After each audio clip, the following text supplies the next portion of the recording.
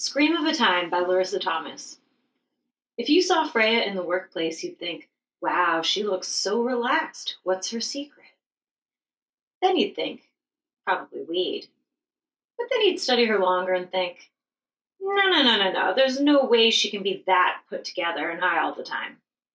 If you saw how Freya keeps her cool in the face of visiting babies that screech more than they gurgle, Ken's constant slurping on his tea, George's ogling, and Julie's too loud humming, you'd be wowed, and I really mean that. Or maybe those kinds of things don't bother you. Good for you. This isn't about you, though. So you might think, Freya's boyfriend must have a monster cock and he gives it to her real good. But Freya hasn't been with a man in over 3 years. And no, she's not a lesbian, even after a few glasses of wine. Lorazepam, a cottage by the lake? What is her goddamn secret? What you don't see is that every day on her way home from work, Freya passes a forest. So she pulls over by this forest, same place, same time. She turns off her favorite podcast on pug life. She's testing the waters of pedigree pet ownership. And she gets out of her leased car. She strips down to her tasteful sports bra, swaps her Dr. Scholl's line stilettos for orthopedic footwear, and trades her polyester flares for yoga leggings. And she walks into that thicket a good 2,600 steps deep and 50% of her daily walking goal. Once on the path, a path no one really uses except maybe the odd teenager desperate to stumble upon someone's marijuana stash, she's pretty much alone. The nearest house is miles and miles away, kilometers if you can hear. Then Freya screams. She screams like she's being murdered, the kind of scream you only find in an 80s De Palma film. The first time she screamed in the forest, she ran back to her car, worried the police would charge her with something like disturbing the peace. She vowed never to do it again. Who does that shit anyway? What was she thinking? But she went back, and it felt good. It felt fucking great. The whole week she felt alive. But in a good way. As work and life stress escalated, a once-a-week timid retreat became a Monday to Friday necessity. She'd go back to that same spot and let her rip. A fuck-up in accounting that meant her check was late, and she'd have to eat credit card interest if she wanted to buy that leather couch in time for her birthday party? 2 minutes of screaming. Bossy client who made her do 12 arduous revisions only to circle back to Freya's original concept. 3 minutes. Jessie, the office hippie, who took a big, sludgy, kombucha shit in Freya's favorite bathroom stall and left major debris in the bowl, ruining it forever because no bleach could erase the memory. 4 minutes of screaming. Louder and longer. In fact, her lungs and vocal cords adapted. Freya could hit those Whitney notes now. Freya was damn near giddy thinking about her annual mandatory office karaoke party, which she had bombed the year before singing Hearts Alone. No one got it. It was ironic. Except not really ironic. You know what I mean. Well, not this year, bitches. She lived to scream into the abyss, with no one listening or doing anything about it. She would leave the woods each night transformed. Hell, the fact that she was even thinking about getting a pet pug proved that through the healing power of screaming, she was leveling up in the world. She was becoming Mother Nature. But on this day, coincidentally, #Transformation Tuesday, Freya got out of her car, went to the sweet spot, and something happened. So Freya's out there in the forest, belting it out, feeling good, like if her coworkers could see her in the moments post-scream, they'd be out there every night too, ruining it for Freya. By the time she's done, she's all dewy, rosy-cheeked, hard-nipped, contracted, and expanded. Now here's where you might think, okay, I see where this is headed. So we cut to like someone in their house hearing Freya scream, thinks she's being murdered, loads their gun, and then some cockamamie antics unravel and she gets shot or whatever. Wrong. On this night, someone screams back. Freya's body seizes up in a frozen state of herniation and possible lactation. Everything feels like it's leaking. Her adrenal glands thump and a rush of cortisol. She barely breathes or moves for several minutes, waiting for something else to happen. But it doesn't. She decides, it must have been an echo. Must have been an echo, right? She wishes she had eaten lunch, but that meant passing Rachel's desk, and Rachel really wanted to hang out. So Freya's thinking maybe she's just feeling faint, just a little glycemic. It might not have been a real scream, but it certainly killed the vibe. So she heads back to her car and drives home with this pit in her stomach. Later, she'll have to re-listen to the Pug podcast episode because she didn't retain anything about dietary restrictions, mucus, or alleviating breathing issues. She fills the pit in her stomach with some low-fat Michelinas and 2 steins of rosé and forgets it ever happened. Then it's Wednesday, and as her ritual dictates, Freya pulls over again. Today she'll be screaming for the cheap office toilet paper and the doo-doo microwaved fried cod. Who does that? That feeling you get when you really want to go to a restaurant, but it has all these 1-star Yelp reviews that you convince yourself it's just fake news. Don't do it, Freya. Yelp reviews don't lie. And it was probably nothing. She shakes it off and goes back to her mystical patch in the forest, and right as she's about to give her stink, she hears that scream again. Only this one doesn't sound like an echo. This one is like close. Too close. Freya looks around, freaked out, as you would be. She thinks, fuck this noise, literally, and bolts. She darts through the brambles and triple jumps the rotten logs, except she seems to have diverted from the path she knows like the back of her hand, and when she thinks about the back of her hand, she realizes she doesn't even know what the back of her hand looks like. She assumed she did, but which hand has the freckle that looks like a liver spot? She doesn't even know what color nail polish she's wearing until she looks in that moment of panic. It's Dusty Violet, by the way. She doesn't know shit about this path, even though she comes out here 5 nights a week. She doesn't know shit. And now she hears footsteps. Footsteps! Or maybe it's just the wind. The cute, hungry little deer. Either way, Freya has no fucking idea where she is. Freya's thinking she must have run in the wrong direction, so she tries to course correct and keeps going, only now she's even more lost and it's getting dark. Then the clouds part and she thinks, God, is that you? But almost immediately they roll back over and it's dark again. At this point, you're thinking, what is this, like a Babadook kind of thing? Like she made a monster with all of her anguish? You'd be wrong again. Fuck, man, you're exhausting me anyway. So she's zipping through the trees and feeling grateful for doing all of those leg lifts under her desk at work for the past 3 months. No real end goal for doing them, just, you know how us women always feel fat. And she sees a shanty in the distance. A shanty with a chimney, some real deliverance shit, or what someone imagines is real deliverance shit. I don't know. I don't watch anything made before 1986. And like an idiot, she runs to the shanty and starts banging away like a lunatic on the door. Help! Help! She shouts, waving her arms around and stuff. Unbeknownst to our heroine, this wild-eyed hick, see the deliverance reference, inches up behind her, licking his frothy chops and fingering some oily glob that seems orificial in origins. When he's 4 inches from the back of her butterfly clip, he screams! Same scream, as in the same scream as the one before, in case you didn't pick up on that. For all of that youth and vitality Freya gained those evenings yodeling amongst the plants, within mere seconds she loses a good decade. With pure instinct as her compass, Freya runs. And damned if he doesn't start chasing her, screaming and chasing and licking and fingering those chip chops, waving a stick around, screaming his goddamn head off. And it's not like a guttural sexual B-movie scream like Freya's. It's some Xena battle cry, I'm gonna wear your fucking face while pile driving my dick into a moose I sewed to a mountain lion's head kind of shit.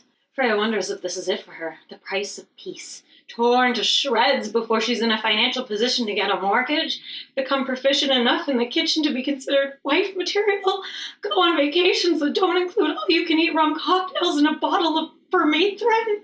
But on the horizon, she sees her puce-colored car parked on the shoulder of the road, and she scrambles to it, fumbling to unlock the door, dropping the keys, because of course she does, and the hillbilly dude stops 12 feet short of her. You coming onto my property hooting and hollering like some goddamn mad woman? I've had enough! What? Freya mouths. You upset my squirrels? He screams at her, interrupting my reverie. 5 times a goddamn week I hear your nagging and screaming. I left my wife moved to the middle of buttfuck nowheresville for a goddamn reason. Get the fuck out of here and never come back. Freya pauses to reflect on how close to this man she feels in the moment. Kindred spirits? I'm sorry, I thought this was public property. I didn't see. Well, open your goddamn eyes. There's signs everywhere. Freya looks around and yes, indeed, there are goddamn signs everywhere. She can't quite figure out how she missed those. She picks up her keys and unlocks her car door, taking in one last woeful look over her vista of bliss. Scat! The man screeches. She hurries into her car and speeds off. The man spits on the ground and walks away with a skip in his step. Women. The next day, Freya returns to work like nothing happened because what can she really do? Complain to Melissa Mothballs in HR that her benefits don't cover scream therapy? Whine to George, the office sexual harasser, through her cleavage while she brews a K-cup? Freya tries to remain optimistic, but after 1 week, she's stressed the fuck out again. Everyone smells like patchouli or sweaty genitals or sour milk. Everything's too loud. Ken and his day-long slurping. Julie and her happy, happy humming. The sound of Peggy's baby wailing to the rhythm of her breast pump. And by the way, the baby's not cute. It looks exactly like what it is, a creature that clawed its way out of someone's crotch. Freya's barely keeping it together, and then the company hires a new chick. Katie something. A 20-year-old idiot with an obnoxious half-up top knot and a wardrobe way beyond her salary's means, who clearly only has the job because her parents want to teach her some responsibility. And she has this honk of a laugh. It's jarring, inescapable, undrown-outable. Freya tries to get back to her zen. She starts using an app that replicates nature sounds. She screws the marginally hot janitor on the second floor. She gets some plants. A stress ball shaped like Peggy's baby's head. A pillow she says is for her back, but she actually uses to muffle her anguish sobbing. But Katie something and her donkey honk. If you saw Freya in the workplace now, you'd think, wow, that bitch needs to get laid. Or, boy, someone could use an all-inclusive vacation to one of those rum cocktail destinations. Or you might crack a more like a Freya nerves, am I right? Now, every day, Freya mentally bores a hole through her office wall at her coworkers on the other side. She attempts to manifest a giant lead safe that falls through the ceiling and crushes Katie and the retro Furby on her desk. She fantasizes about Katie's guts, splashing into Ken's tea as he sips it unawares, only to choke in horror once he realizes. A shard of Katie's projectile rib spears Peggy, her husband, and her baby in one powerful motion. Katie's rectum prolapses with the excessive force of the safe, slapping Julie right in her humming mouth. George walks in, snaps a photo of the carnage with his cell phone, but is exhausted from sending excessive unwanted sex. Battery explodes in his hand, setting him on fire. That's what Freya thinks about as she suffers through weeks of stress indigestion and stress diarrhea and leaves work early from stress headaches and secretly drinks vodka at 10 a.m. because this Katie something bitch in her fucking lab was messing with Freya's hanging by a thread sanity. And today happens to not only be #Wellness Wednesday, but it's also the 1-month anniversary of Freya's only source of joy coming to an end. Freya would be in the mood to celebrate, but she just ended an argumentative client call, and her computer crashed. And right as Freya takes a deep breath, Katie starts honk-laughing at videos of cats dressed like people and recapping the Big Bang Theory. And Freya gets up and throws her Scholl's-lined stilettos against the impressionist IKEA painting on the wall. So what if she steps on a thumbtack? Maybe she'll like it. Freya kicks her office door open and catwalks into the shared workspace. She begins her journey with an escalating peacockery of honk-laughing directed at Katie. Imitation is the most sincere form of flattery. Not. Freya chases her across the office. People are trying to work. People have giant amounts of money at stake. Do you even have a job? Or are you just here to laugh at literally everything, Katie something? Freya shrieks through gritted teeth. No one does anything. They're just taking it in, looking up from their phones and realizing there's life happening that doesn't specifically revolve around them. Whoa. Freya strips off her blazer, all the while frothing at the chip chops and circling the teary-eyed Katie. Freya peels off another layer, then another. Soon she's just wearing pantyhose and a bra, focused and panting. Then, in the eye of the storm, Ken audibly sips his fucking tea, and Freya goes right off on everybody, but really mostly Katie. Sharing an office with you is giving me an ulcer, and the dental plan at the shithole doesn't cover acid reflux damage. I'm sorry, Katie something whispers. I didn't know I was bothering anyone. How could you not be bothering anyone? Everyone is bothered. Freya stomps and looks around, but she'll be getting no show solidarity from these traitors. Freya follows George's eyeline fixed on Katie's big, glittery tits, and suddenly Freya's outraged about the sexism in the workplace. She's outraged by the lack of healthy options in the vending machine, and she's fucking outraged that this goddamn bitch can get her version of her screaming rocks off right in Freya's space, when Freya has nowhere to get her own screaming rocks off, and no one is going to have fun if she's not. And Freya belts out the loudest scream you've ever heard, louder than her forest screams. This is like in labor for 14 hours and just felt the last remaining membrane in her lower body rip kind of scream. Katie attempts to flee the scene in terror, tripping on Freya's discarded garments, and wow, that's what it's all about. As Katie squirms on the outdated carpet, clasping her ankle, hope returns to Freya's face. She feels so much better. She inhales the shocked faces.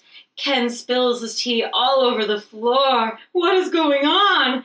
And she wonders why she didn't bring the ruckus to the office before. This is true catharsis. No hour-long hike necessary. Freya can feel her glow returning. Her vagina twinges in a post-orgasmic gaspy. Thank you.